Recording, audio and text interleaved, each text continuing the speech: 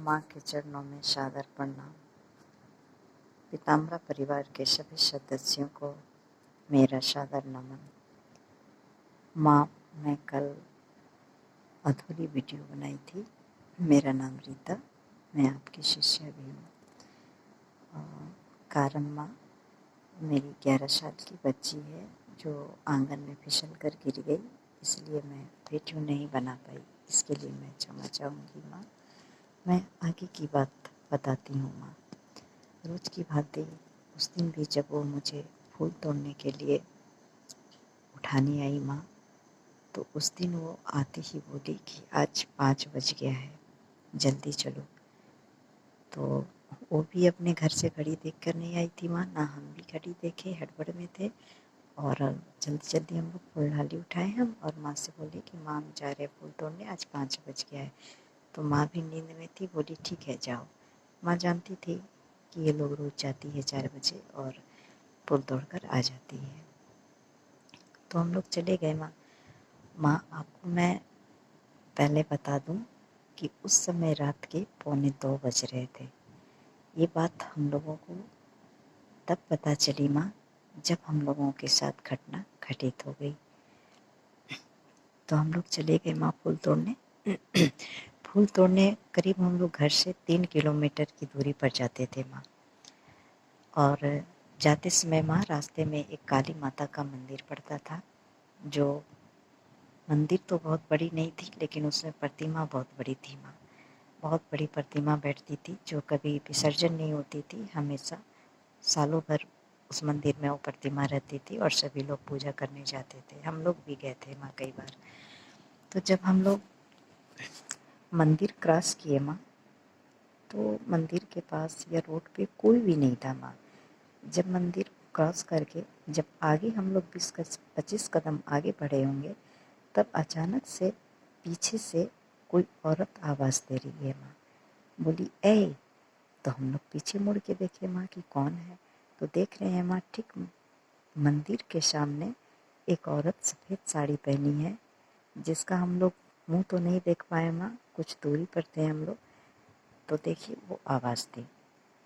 तो हम लोग आपस में बोलने लगे ये किसको आवाज़ दे रही है, कौन है ये। तो फिर हम लोग बोले चलो कोई होगी, सुबह हो गया है, किसी को बुला रही होगी। तो हम लोग माँ आगे चले गए। फिर 10 कदम आगे बढ़े होंगे माँ, फिर वो औरत बहुत तेज आवाज़ में बोली ए। बस उसके मुंह से यही शब्द निकलता था माँ, दूसरा कोई नहीं। तो फिर हम लोग रुक गए माँ कि हम लोग बोले ये किसको बुला रही है, ए बोल रही है, कौन है। तो फिर हम लोग बोले जब हम लोग जानते ही नहीं है उसको, तो हम लोगों को तो नहीं ना बुला रही होगी, किसी को बुला रही होगी जिसको वो जानती होगी, चलो ना हम लोग। तो हम लोग फिर माँ आगे बढ़ने लगे। अब हम लोग बगीचा के ठीक 5 कदम पीछे थे माँ। अब बगीचा में प्रवेश ही करने वाले थे कि तीसरी बार माँ वो औरत इतनी तेज आवाज़ में बोली माँ कि हम लोग का कदम ना आगे बढ़ रहा था ना पीछे बढ़ रहा था। रुक गए वहीं पे माँ एकदम से और कांपने लगे। इतना कांपने लगे माँ जो हम लोग क्या बताएं। मानो वो औरत चीख चीख कर कह रही हो कि फूल तोड़ने मत जाओ। इसी अंदाज में वो कह रही थी माँ, जैसे लग रहा था कि वो मना कर रही है कि फूल तोड़ने मत जाओ।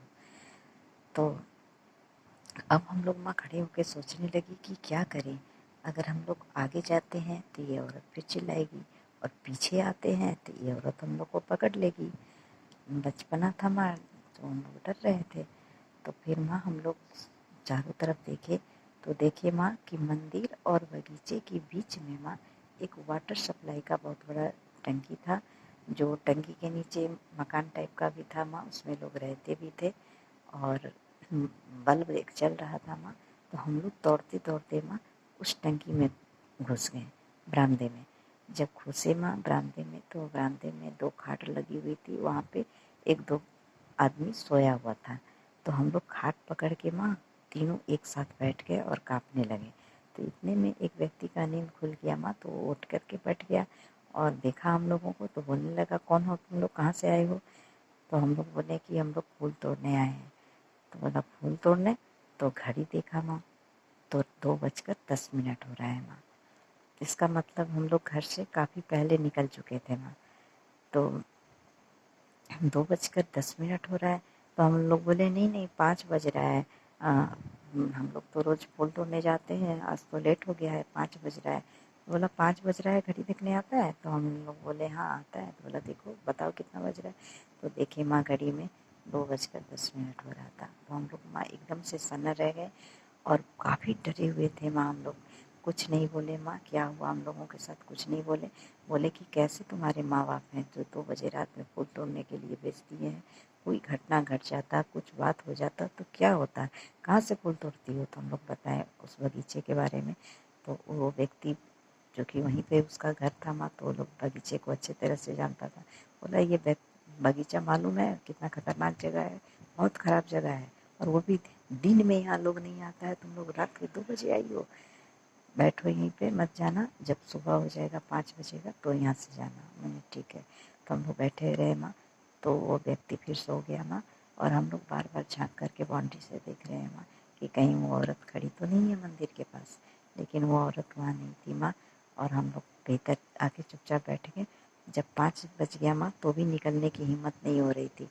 फिर माँ देखे 3-4 लोग सड़क पे चल रहे हैं, तो हम लोग भी उनके साथ हो लिए माँ और अपने घर की तरफ चले माँ।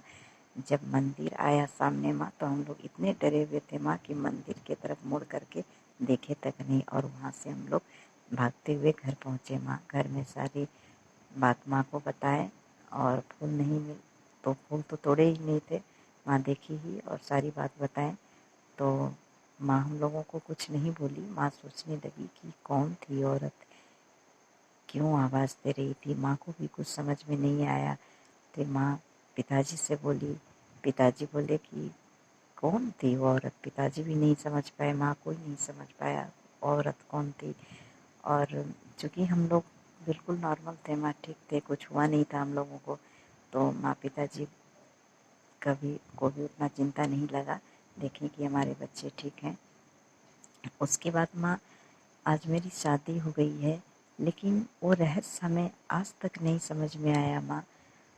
यह यूँ कहिए माँ कि आज तक हमें कोई वैसा नहीं मिला माँ जिससे मैं अपने हृदय की बात पूछूं कि आखिर वो औरत कौन थी, क्यों हमें आवाज़ दे रही थी। और माँ आज मिले भी इतने वर्षों के बाद, तो मेरी गुरु माता मिली। मेरी बहुत अच्छी किस्मत है माँ कि इतने दिनों के बाद, इतने सालों के बाद मुझे गुरु माँ से ये सवाल पूछने का मौका मिला है। माँ कृपया कर हमें बताइएगा कि आखिर वो औरत कौन हो सकती है, या कौन थी माँ जो हमें 3 बार आवाज़ दी, सिर्फ ऐ बोल के वो क्या कहना चाहती थी।